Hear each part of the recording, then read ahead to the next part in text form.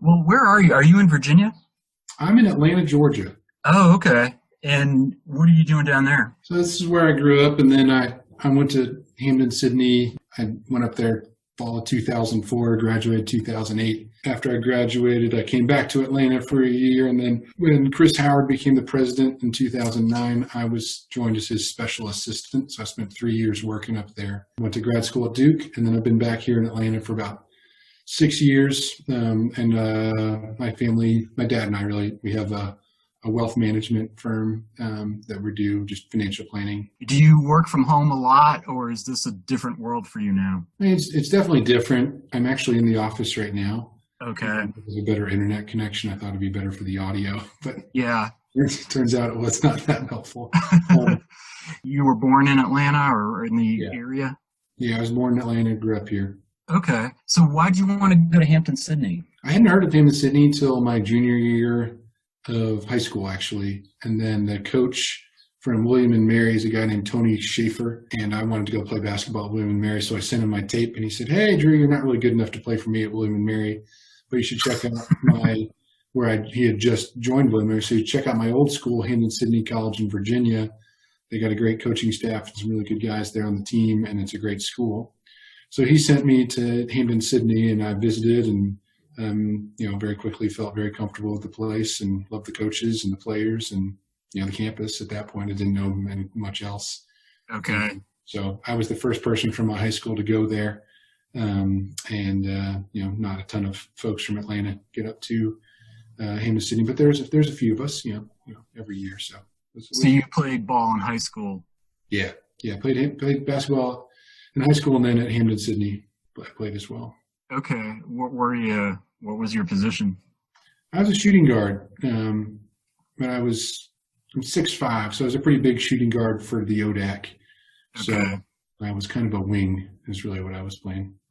People that don't know about Hampden-Sydney, I mean, it's definitely unique among colleges because it's still all male. And when you went there, you said 2004 was your first year? Yeah. So they had that debate around, I think it was 96, about whether they wanted to stay co-ed.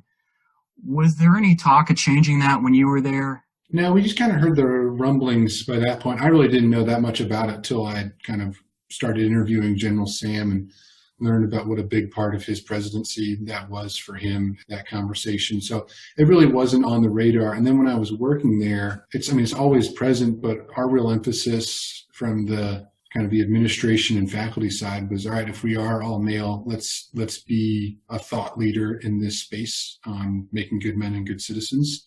And there were a number of steps that were starting to be taken. Right, how do we think about educating men well? So we had a number of conferences and symposiums time period that we're starting to think about. All right, well, let's lean into this and figure out how we can help the community, academic community in the country, by having a resource like us around. I've only been there since July, but and my position's only a 2-year position, so I'm not going to be able to stay that long. But when you first get there, I mean, it's very palpable, the tradition and just sort of the whatever you want to call it, the environment, the kind of community there. Being in Farmville, it's pretty rural, but you have Hampden-Sydney, you have Longwood. When I got there, I mean, you definitely are in it right away with the sort of different culture that it has. Was it an easy transition for you? Was there any kind of culture shock for you being there? So when I was getting my directions on how to go up there, I drove up there with my mom, and it's a 7-hour drive from Atlanta. And at a certain point, the last set of directions are, all right, hop on the 2-lane road and drive for about half an hour till you get to the light and turn left. Yeah. And we don't have those kind of directions where I grew up. So it was definitely further out there than I had been before. But the community was really something that you don't really, I mean, it's not being at an ACC or SEC school, but you have to, very quickly you become a part of that brotherhood that they talk about, and it's really embraces you, and you kind of become, all right, this is where I am, this is great. And you don't think of it in terms of oh, this is super different or not different. It's this is what it is. There are some good parts to it. It's not for everyone, but for the people that are there and end up there, it's a really cool place. And very quickly you find your spot in the community. Yeah. and you get to learn how to, figure out this is what I want to do with my time here. Well, it's a very old school too. Some of the historic buildings that are there have been around a long time. We were founded the same day as the Marine Corps. Is that November 6th in 1775? Is that right? Oh, okay. What was your major? Did you have a major in mind going in, or did I entered just kind of being like, all right, I'm going to a liberal arts school. I'm going to get the best liberal arts education possible. So I originally declared for the humanities major, which a guy named John McFarland invented in the 80s because he wanted to do this major, and it was basically the hardest thing he could find and give you the broadest liberal arts education. And so I looked at it, and it was a 70-hour major. I was like, oh, that looks really tough. And then I saw that it required 4 semesters of introductory Greek and 4 semesters of introductory Latin. I didn't want to spend like the majority of my junior and senior year working on like the basics of languages. I would never be able to really make that much progress in. Yeah, that's pretty hardcore. That's like a 19th century, antebellum education almost. Like. Yes. So the guy who invented it is just a brilliant guy. He's a member of the board of trustees now. Okay. A very successful banker on Wall Street and in London and just globally for decades. And was a guy that was one of my heroes of Hampden-Sydney that I had while I was there, but I could never catch him on that front. So I ended up declaring an English major. I was going to try to major in Spanish as well because I love language and love that department.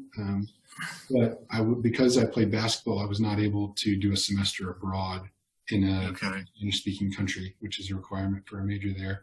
So I did that, and I did a lot of math classes as well. I was one class short of getting a minor in math. So I did a pretty good job, I think, of trying to get as broad a liberal arts education as possible and kind of just took classes that were interesting to me. My favorite thing I did academically, other than this General Sam book that we're talking about, was my senior year. I hadn't had one of the great legendary professors of Hampden-Sydney is a guy named Victor Cabas, and he was a UVA guy who lived on a farm. I think did not have electricity, had some cows that he would milk every morning, wore buckskin to teach. And he would teach basically like the wayward boys rhetoric. So if you couldn't pass the RPE, you went and talked to Victor Cabas. And I was fortunate enough to like get past the RPE and be able to do that. But senior year had come around and I hadn't been able to get to know this guy who apparently had some of the greatest stories, that there are out there from his adventures and then reading the great novels. So I approached him in the cafeteria this fall of my senior year and said, hey, I'd like for you to teach me this class. And I had actually written out the entire syllabus for the class. And he took it and he laughed and he kind of knew who I was, I guess, but didn't really know what was going on. And then a couple of weeks later, I was like, hey, I see you haven't signed me up in whatever the online portal we were using that back then to keep track of what classes we were taking in the spring. I was like, I need that 1 hour class. And we've got the 10 buddies that I want to take the class with you all ready to do it. Eventually he said, all right, I didn't know you were that serious. Let's do this. We're going to spend 13 weeks reading through Moby Dick and talking about masculinity and spirituality through the eyes of the 3 harpooners of Moby Dick. And so I got to do that class. That was someone that I just wanted to take with the professor I wanted to take with the classmates I wanted in my class. And I love that flexibility at Hampden-Sydney. Yeah, well, I imagine your classes were probably mostly pretty small, right? Seminar style? Yeah. There's a couple of the intro level classes that would have 20, 30, 40. Some of the popular professors would, have like, I think Dan Mosler's introduction to psychology class, he would pack the stadium class with 50, 60 people just because everyone wants to take Mosler and everyone likes psychology intro. It was kind of a rite of passage. There were some science classes that were like that. And some of the Western culture classes would be like that. But for the most part, a lot of my Spanish classes, it was me, Jeremy Zuch, Justin Azar, and 2 or 3 other people that it was like, yeah, we're on this together. We're just going to be, the same 4 guys taking 5 or 6 classes through our Spanish minor together, which was cool. And this guy, Victor Cabas, is he still around? Unfortunately, he passed away a couple of years ago, sadly. So he was a member of the community for several decades and is beloved by a ton of people. And it's just a fascinating character. I wish I had gotten to know him more than I did. But he would play the guitar at the Tiger Inn. He was a brilliant guitar player. Had some albums that he had done that just a great musician, just a real fascinating guy a guy you wanted to sit on the back porch, have a drink, and smoke a cigar with, and just listen to him talk for hours. Yeah, well, he kind of sounds like Sam in that regard with the guitar playing and the yes, kind of hanging out. Was Cabas an ex-military guy too, or was it a different background for him? He was the opposite of that, whatever that is. He was kind of a wanderer around the world type. Okay. He lived with cannibals for a couple of years early on in his life. Like I don't think he was actually in the military. He was not a Wilson Center faculty member. He was a guy that just liked to write. So he would teach the doctoral students at UVA Monday, Wednesday, Friday, and then Tuesday, Thursday, he'd come down to Hampden-Sydney to teach the guys who couldn't pass the RPE. Okay. Like your first year, was it, because what I've heard about Hampden-Sydney is that the first year can be pretty rough. I guess it's true for a lot of people that are in college. It's a liberal arts school with a lot of reading and stuff. Was the first year pretty rough for you? Was there a hard transition, or were you pretty well prepared going in? In the first year of college, particularly that first semester, that's hard no matter where you are. I agree. The GA struggled. If you're rushing a fraternity, like that's exhausting. I was fortunate enough to have like some really good cornerstone things. Like I was a basketball player, so I had practice every afternoon at a certain time, and built in like I had to go to study hall and prove I was doing that. I was one who wanted to take my studies really seriously, so I had my habits built in from high school. I went to a high school that prepared me incredibly well for college, the Wesleyan School down in Peachtree Corners, Georgia. It's fabulous. I'm actually on the board there now. So my transition to college, I mean, it's tough, like just being away from family, being 7 hours from home and not knowing anyone.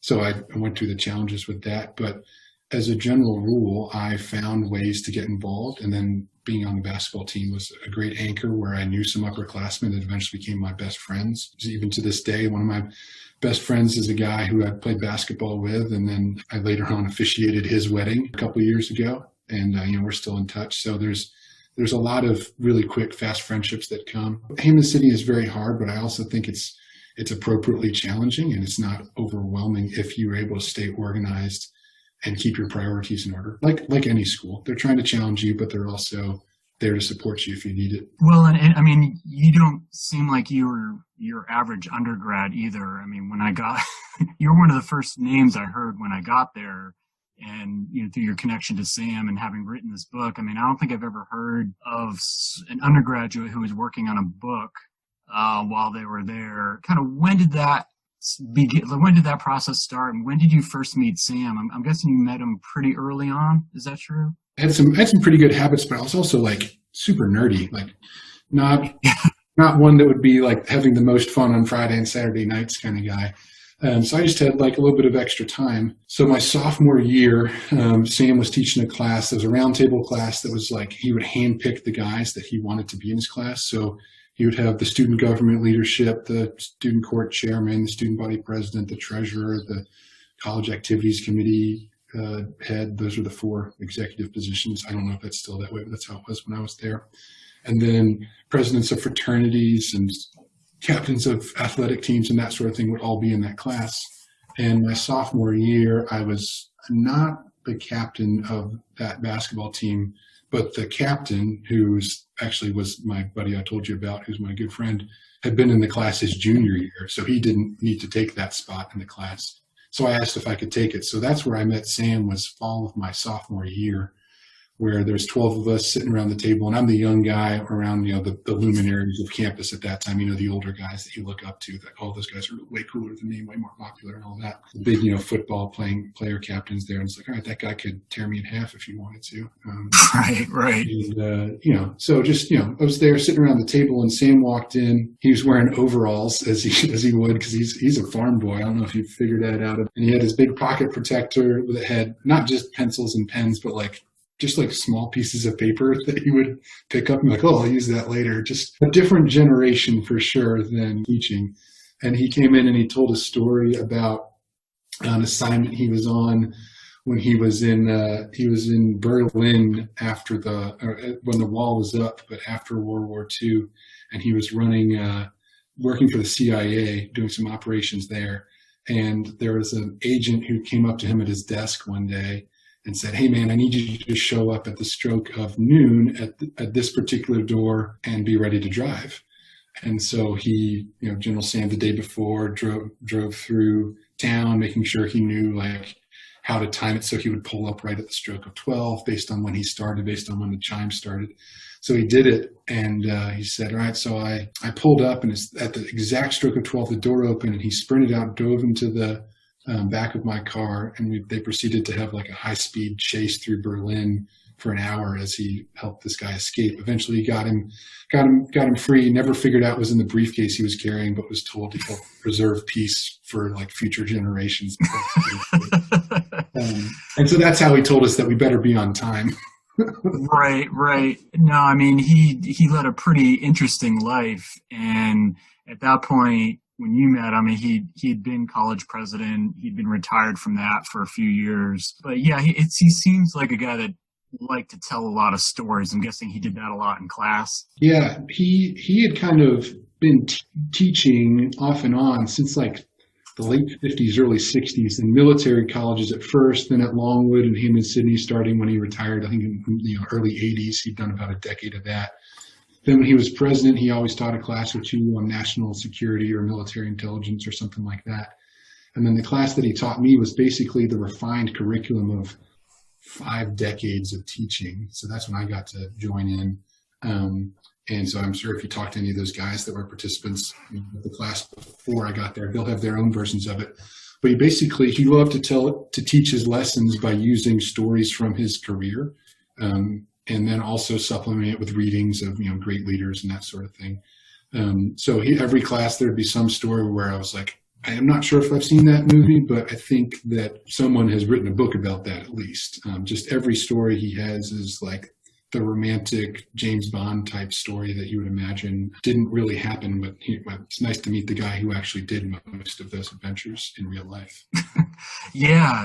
And so you meet him your sophomore year, but when do you how does the whole book come together? Does he come up with the idea, or was it you or other people? How did that all happen? So Sam was in his position at that point. He was in his late 70s, still had a ton of energy, and had the dream of writing like a 3-part saga of his biography that was like, a War and Peace type epic that would be a crowning history of the U.S. in the 20th century and lessons for like morality and all that kind of stuff. And he had the outlines of it, but he hadn't gotten around to it because he had so many other projects he wanted to do. There were a number of authors that were wanting him to write his biography, and like Joey Galloway was one of his good friends, the guy who wrote We Were Soldiers.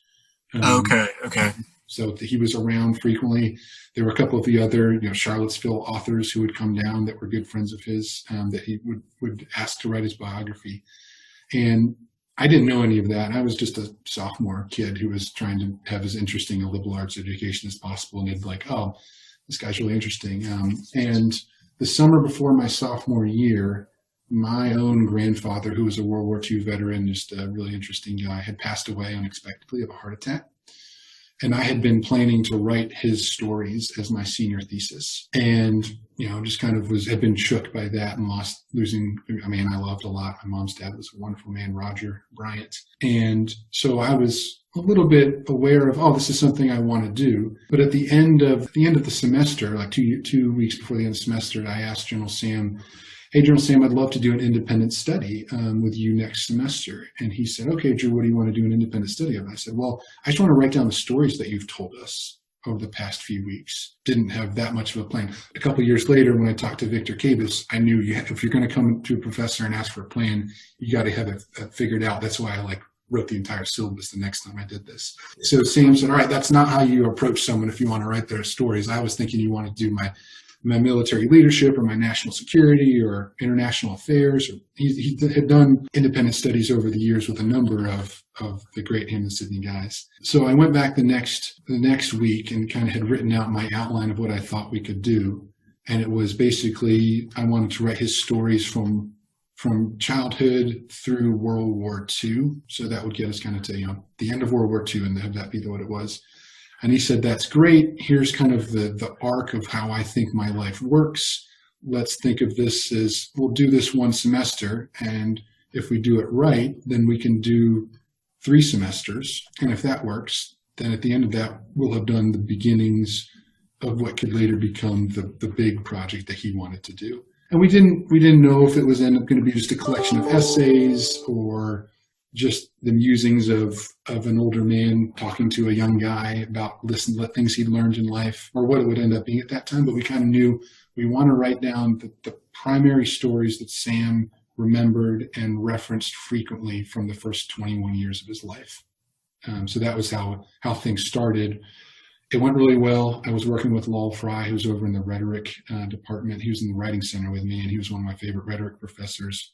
And he would have me read either spy stories or how do you write a novel, how do you do interviews, those kinds of books, so that we could put like an academic wrapper around it. So I actually ended up getting academic credit to go sit in General Sam's office once a week on Monday afternoons from 1 to 4 o'clock.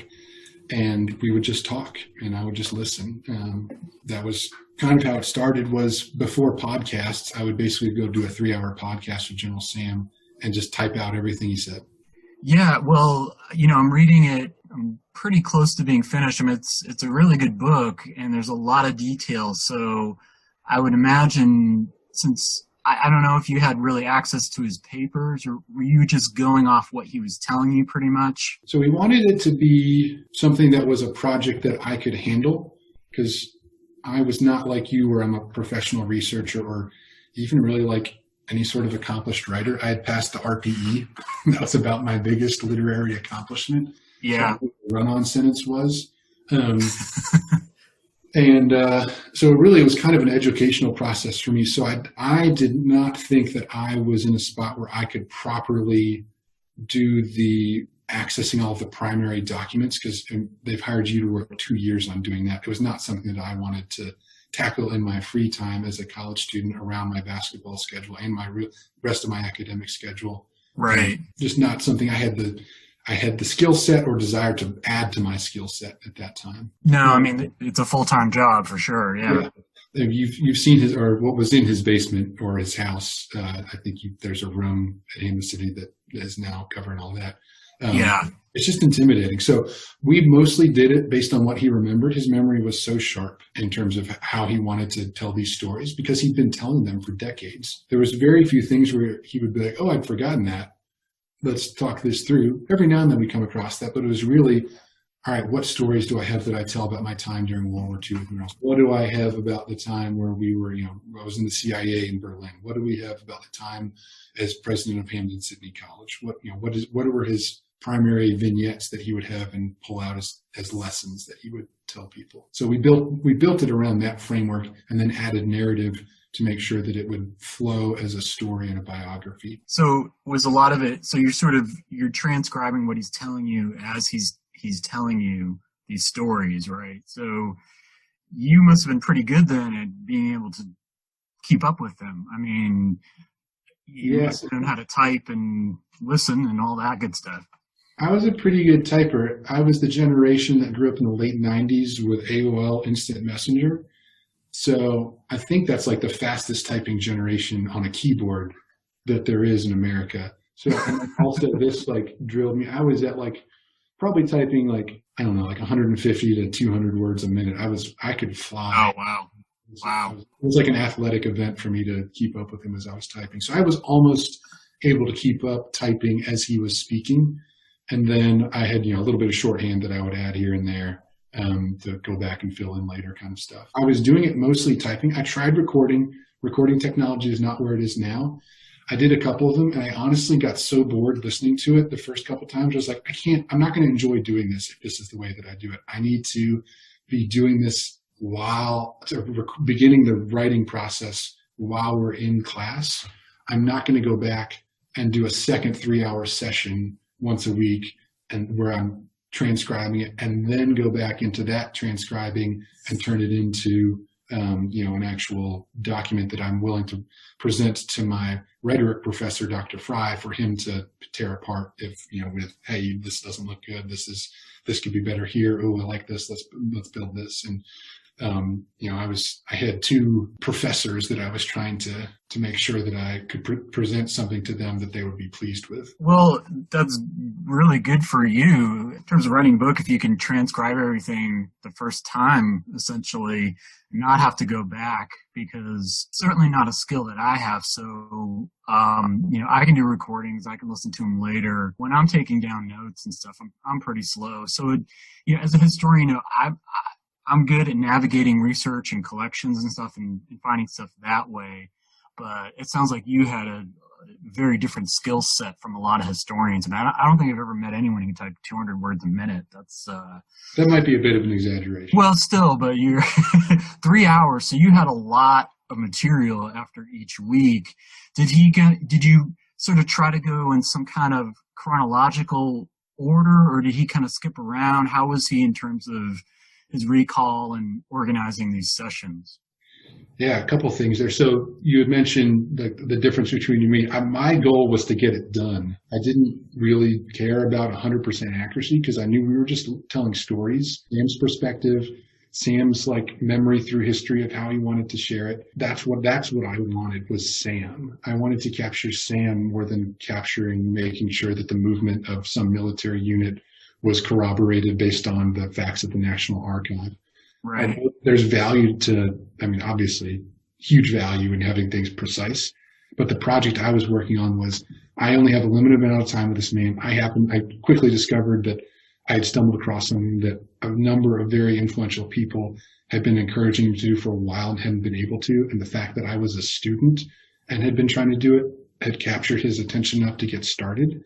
And I knew this needed to be finished, and finished in a timely manner while he still had the energy to get through it all, or else it might be too late for us to capture anything that has the entire arc of his life in one place, not knowing if someone like you would be able to come behind me and actually, bring together the primary source documents and, do the fact checking that's necessary to accurately say, all right, this is how I remembered it, but he wasn't actually in Berlin. He was in Prague or whatever it was at that time. So my goal was to just get through it and get it done. The way that we did it, we had a rhythm of it where he, from the beginning, was like, all right, we're going to start childhood. We started in chapter 1. I actually started, my proposal was the foreword where I talk about my grandfather. And then I presented that to him and said, all right, cool, chapter 1, here it is. And he basically spouted it off without slowing down, as if it were a speech. And I just had to write it down.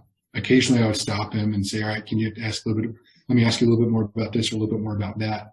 And a lot of that, as I think back on it, was probably not very elegant interviewing. I listen to the great interviewers now because that's my favorite type of podcast.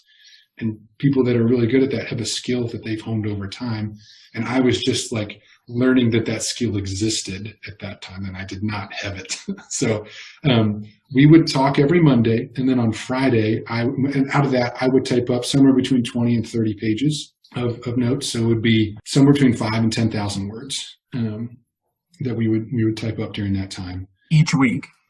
Yep. And then I would go and take that to Dr. Fry by Friday, and I would try to give him no more than 20 pages double spaced. I don't remember what the word count was on that, but I tried to condense it so that it would be something that would be palatable. Dr. Fry would then take the next week and give his thoughts on that 20 pages to me back the next Friday. So in that time, I would have started another one. So we would then have the exchange of he'd give me last week's, I'd give him this week's. And then on Mondays, I would say, all right, over the weekend, I would look over what Dr. Fry had typed up for me to think about. And then I would present something to General Sam, which was from 2 weeks ago, for him to look at for the week. And so we had 3 or 4 chapters all cycling, but it was a nice spiral that allowed us to make progress in a couple different ways at each time as we were juggling a number of things every week. Okay. So how long did this process go on in terms of interviewing him, transcribing? You said it was once a week, but how many semesters did this go on for? So we had 4 total semesters. So my sophomore year, spring, we did it. Then we did book 1, the childhood version. And then fall of my junior year. No, I took fall of the junior year off because I was doing some student government stuff that I wanted to give attention to. Spring of my junior year, we picked back up. And then senior year, fall, we did book 3, and then senior spring, we tried to pull it all together. And so I thought about, how do you think about 220,000 words or something like that. It was far too long. It's 400 pages I had written. And I was like, oh man, how do you take something that's this, like, a college kid has pulled together and turn it into something that people might actually want to read in totality? And that's where we began that project. So in the end, we had about 400 pages in my Word doc that I actually, when my hard drive collapsed and broke down on me, was the scariest I've ever been, because I only had it backed up on my hard drive when I had 400 pages and I had no copies anywhere else. Oh, so wow. I had to spend a lot of money to send it off to some lab somewhere where they were able to recover it. But that was the most frightening part of the whole thing. Oh, wow. Yeah. Well, now, what I do is, like, I email it, everything's in the cloud now. So, like, thankfully people have fewer and fewer of those problems. But no, I mean, with, like, my dissertation and stuff, I had it on various hard drives and floppy disks and all this stuff. But that's a pretty good amount of material, 400 pages. Do you still have that? I do, yeah. I actually have all of my high school and college and grad school work here on my work computer, and it's not very good. I'll tell you, I read it a couple summers ago. I was like, man, that book is way better than that what I finished at the end of my senior year. Yeah, no, that's understandable. So was Sam kind of going line by line when you had the completed manuscript together, or like how hands-on was he with the final writing?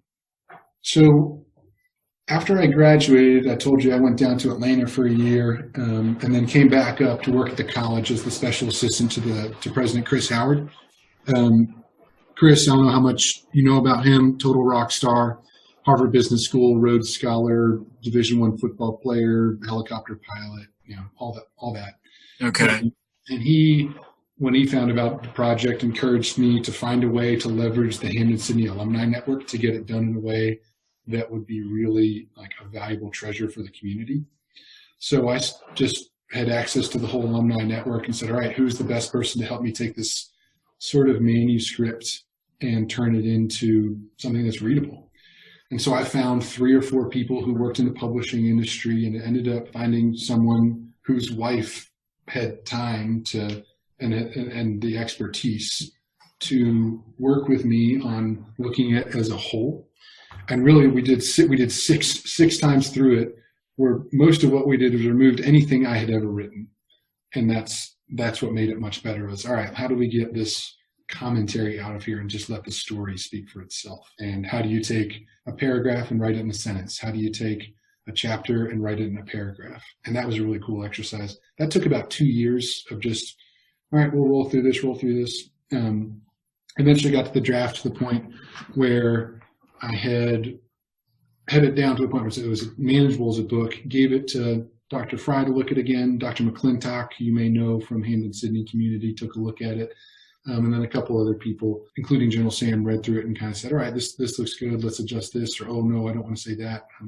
Kind of a few last minute adjustments. But then we took, I think this is the way most books work. I think we took an imperfect product and said, hey, I'm exhausted. I can't do any more than this. Someone else is going to have to pick up the mantle and take it from here if it's going to go anywhere else.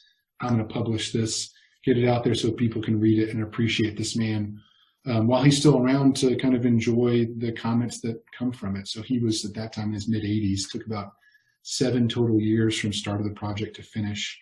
I worked with Dr. McClintock, who was in the publishing department of Hampden-Sydney. He was in the media, and he put that cover, which is one of Sam's great posters that he has. I imagine you've seen it, that was given to him on his retirement. It has pictures from a lot of his different deployments that he served in during his time in the military.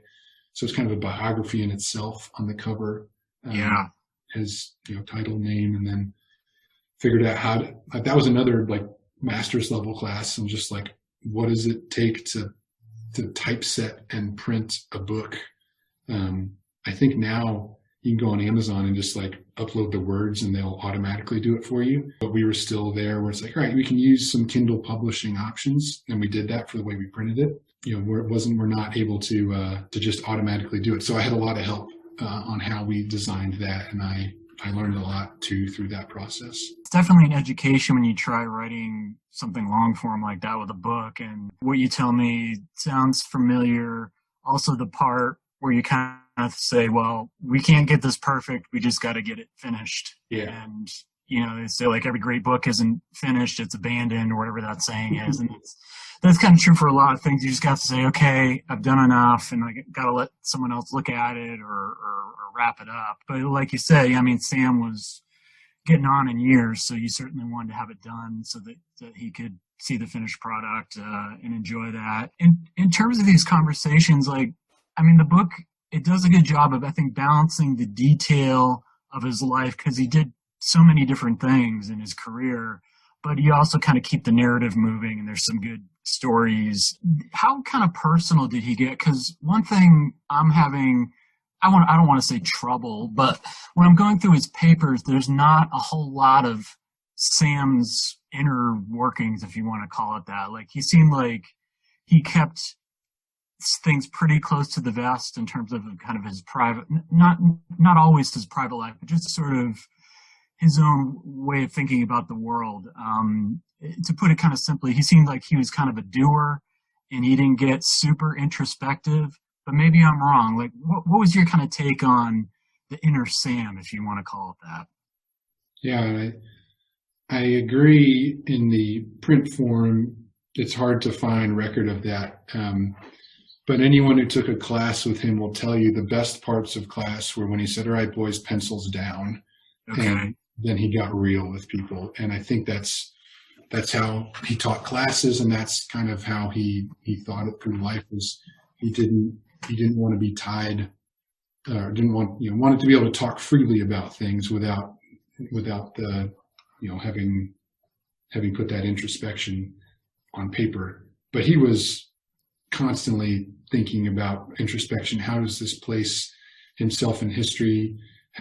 How was he, his family? He loved his family so much, and thought about, all right, how good of a father was I? How good of a husband was I? He was thinking about those things. How did his faith play a part of things? You get some of that in the book, but his family and his faith were such critical components of who he was, that he valued so much. Above the military, above the school, even that Hampden-Sydney that he grew to love in the later ages. It was really something that, like, introspection was a very big part of what he did, but of what he thought about. But you're right, his terms of like his public persona, he was a doer. He was the guy that, the superiors in Washington would say what to do, and he would form his own opinions about it and think about it and maybe say, all right, they can do it a little bit better if we do it this way. But he knew his job was just, all right, I got to go do this. I got to deliver this dead drop thing, or I got to make sure that this agent gets taken care of, or I got to make sure that we get the information we need out of this person. He would just go do it. But he was an extremely thoughtful guy, and I think that's a lot of what helped him. When you kind of think about how he did his career, he did his career wrong, he'll tell you often, military-wise, because he didn't focus. He did kind of some CIA stuff and some U.S. Army stuff simultaneously, which doesn't allow you to get very far in either traditionally. But he followed what he was interested in and what he believed in. And that introspection allowed him to attack every day with that energy that allowed him to make that progress, that people recognized, hey, this is a person we need to be giving more and more important things on his plate, and giving him that task of, all right, what's next? Allow him to drive this, because he's going to have really good perspective on what we do next. You said in class sometimes he would say pencils down. Would things get kind of dark? Was he talking about World War II or some other things that happened that were kind of unpleasant? Some of it was when it's like, these are stories that may or may not still be confidential. He would sometimes, I don't know how long things stay confidential in military circles, but he would tell us stories from World War II sometimes. He's like, yeah, we can't talk about this one still because it's still taught classes and that kind of thing. So some of it was just the sensitive nature of what it was. Others was just, hey, like he was snuck behind enemy lines, and he had a situation where it was a kill or be killed, and he kind of or run away. So he was like, all right, what would you guys have done in this situation? And, it's like, all right, I'd either accomplish my mission if I killed this guy, or I could fail and turn away and no one dies, or I could wake him up and we could have a fair fight. Like, what do you do in that situation? So just kind of the moral questions that he would want to work through, and kind of using himself and his history as sort of the context for which you think through some of life's really serious problems. Since he was essentially a spy for years when he was working in Berlin and in Moscow and stuff, I mean, you have to be secretive by nature. So I can imagine he got in the habit of not necessarily revealing himself, and actually the opposite, being very conscientious about not getting too drunk around a bunch of Russians so that he doesn't reveal some throwing vodka into the plant. Yeah, exactly. So I guess by nature of his work, he had to keep things locked up, but at the same time, I mean, he had this sort of poetic side, this romantic side where he did want to reveal himself. So I will catch glimpses now and then where he's writing something. It could be a poem or just a small reminiscence of a page or whatever, where you kind of see he's still grappling with things, years and years later about something that happened during the war, or he seemed to have this fascination with Stonewall Jackson. Did he ever talk about that with you? Yeah, so he kind of grew up in a part of the country that still had like very lingering memories of the Civil War. Like, his backyard was a battlefield on the way to Appomattox. And so, he was 50 years, 60 years removed from the Civil War. So there are still people around who it was very much a part of their life, particularly in the part of Virginia where he grew up. So Stonewall Jackson was, one of the early heroes that he loved Stonewall's ability to just move quickly. And that's something he took for his galloping INR, Intelligence Reconnaissance Platoon, galloping INR platoon that he had, that they were training in India, where they just run all over the country. And then when they got into the jungles of Burma, they were able to just move faster than the Japanese troops had ever expected anyone to be able to move troops. And that was a Stonewall Jackson thing that he had learned. Okay. So I think he respected Stonewall both from the context of where he grew up and the part that Stonewall played just in those battles, and then from his own military time, using lessons of Stonewall Jackson to inform how he trained his troops and prepared his team to do what they needed to do. Yeah, it's an interesting parallel to see. I've been kind of working on that a little bit, kind of Sam's connections to the Civil War and how he internalized that, and why he focused on Stonewall Jackson. Like you say, I think the mobility of Jackson with fairly small numbers compared to what Robert E. Lee had or some other generals that he was able to use during World War II. So that's interesting. And also they're both Presbyterians, which I find to be interesting. But that western part of Virginia, that's where they're both from. And he had a Stonewall Jackson portrait when he was at Fort Bragg that he had on the wall. So it's he's definitely kind of that old school Southern way of thinking, which I find really interesting. Did he talk about his family a lot? Or actually, what I want to ask you about is, like, you were in his office a lot. Did you also get to kind of hang out at the farm and hear him play guitar and stuff? I did. So for the purposes of what he wanted to talk to me about, he didn't want to involve his family too much because he just didn't want, they're going to be around longer than him. He didn't want to have it written that this is how their life was or how they were as children or at certain stages. So he intentionally focused less on family. They're still a part of it, and obviously he truly cares about them, obviously even the book. But he didn't want to have them be characters in the book where they maybe would cause them some sort of anxiety or some sort of frustration. He wanted it to be kind of a project that was not that far reaching, that big of a scope. Sam did a great job of including his classes. He would have us out to the farm. That class I took my sophomore year, at the end of the year, he would have people out to the farm, have one or two of his friends, who are always just really interesting people, come out to the farm with him. This is a theme that he had as soon as he had the farm till he couldn't host people anymore. He loved having visitors, hosting them out there, just sitting on the back porch telling stories. He loved to play guitar, loved to eat Miss Susie's cooking, whatever she was preparing. Right. And so I got to spend, as much as now. There were some students that actually spent more time at the farm with me. There's guys like John Axon that stayed there when they would go visit as alumni, in the relationship they developed as student leaders on campus with General Sam. I never was just like an extended member of the family that could just pull up and say, "Hey, I'm here. I'm staying in the basement." But they would welcome alumni back that way. That were relationships that they had developed that were family type relationships with students. Sam had such a big heart for the students at Hampden-Sydney. Yeah. And how was he as a guitar player? Was he, really good? Because I know he played a lot, but I've never actually heard a recording of him playing. How good was he? By the time, so I have very minimal musical skills, so I'm not the person to be commenting on his guitar skill. Sure. I know he was really good in the 40s, 50s, and 60s, and even 70s. By the time I knew him, he was doing simple chord progressions and just loving being a part of music. It was not something where he was a virtuoso in his later age, just because the way that his body aged, he lost the mobility of his fingers a little bit, I think. But he still loved a song, and he still loved to join in playing with other people. Yeah, I've got a lot of pictures of him playing at various points, going back to, there's pictures of him playing in Vietnam, and I think there's some before that. And he started as a bugler, right, in the military?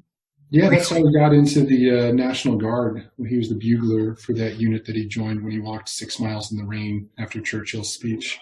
And could play piano, too. Yeah, he learned that from his mom, I think. His mom was Because I think at one point in the book you said he tried out for an orchestra. It was like a big orchestra, too. Yeah, like a legit orchestra. Benny Goodman. Okay. And, as a piano player. As the piano player. Okay. And he had to kiss that dream goodbye when he went really serious in the military. But I think his two loves were music and the military from a career perspective early on. Yeah, for sure. Well, I know you probably got to go. Can I ask just one more question? Sure, yeah. Did you ever think about becoming a historian? I thought about it.